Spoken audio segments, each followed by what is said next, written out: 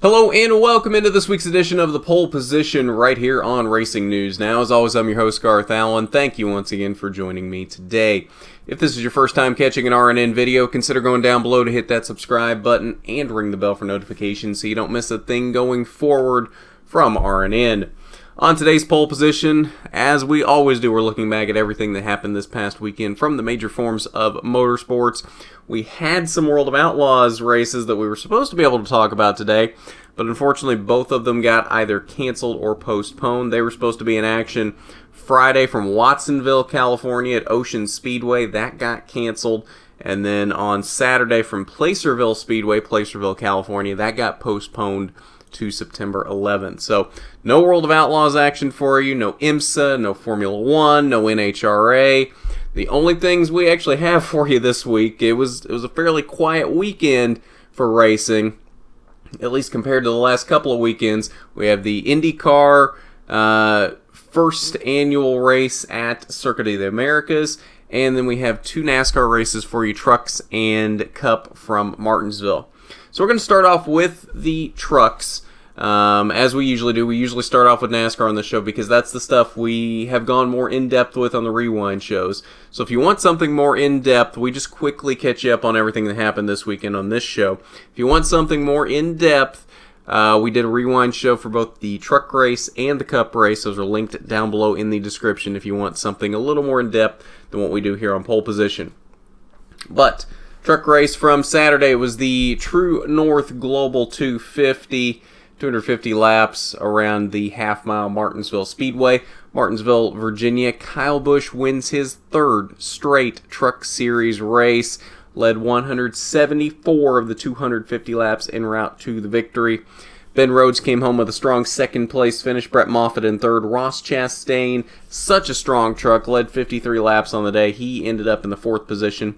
Stuart Friesen rounded out the top five. The only other driver to lead laps on the day, he led 18 laps. Rest of your top 10. 4 Thor Sport trucks in a row here with Myatt Snyder in 6th. Grant Infinger, Matt Crafton, Johnny Sauter, and Bubba Wallace rounds out the top 10 in the 22 truck this week. Alright, so that is the truck race. Now we'll move on to the Cup Series from the weekend, the STP 500, also from the Martinsville Speedway, 500 laps this time around the half-mile paperclip. Brad Keselowski put on, I didn't think it was possible for someone to be more dominant than Kyle had been in the truck race, but Brad was more dominant in this race. Led 446 of the 500 laps in this race. The only other drivers to lead laps were Chase Elliott, who came home in the second position. He led 49 laps, and Keselowski's teammate Joey Logano led the first 5 laps from the pole. Otherwise, it was all Brad Keselowski all day. Kyle Busch came home in the third position. Ryan Blaney had a car very comparable to his teammate, especially over the long run. Unfortunately, had to settle for a fourth place finish, and Denny Hamlin rounded out the top 5. Rest of your top 10 were Kevin Harvick, Clint Bowyer, Martin Truex Jr., Eric Almirola, and Daniel Suarez. Alright, so that concludes the NASCAR stuff for the weekend. Now we'll move on to the only non-NASCAR race we have from this weekend, and that was the IndyCar Classic. 60 laps around the 3.41 mile road course in Circuit of the Americas in Austin, Texas. Colton Herta, 18-year-old Colton Herta, picks up his first win in the IndyCar Series at 18 years old, the youngest driver to ever win an IndyCar Series event. Led 15 laps en route to the victory in his Harding Steinbrenner Racing 88 car. Held off Joseph Newgarden in the Team Penske number 2 there at the end of the race. Ryan Hunter-Reay rounded out the podium. Rest of your top 5 were Graham Rahal and Sebastian Bourdais. Then the rest of your top 10 were Marco Andretti, Takuma Sato, Pato O'Ward, Alexander Rossi, and Jack Harvey.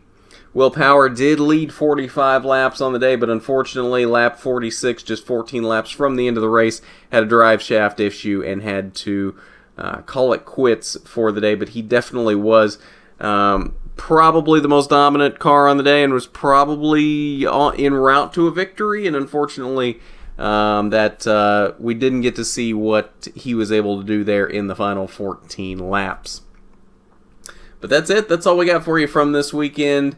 in the world of racing. Kind of a more quiet weekend than what we've become accustomed to the past few weeks, but it ramps back up next weekend. We've got Kane and West action. We've got World of Outlaws action.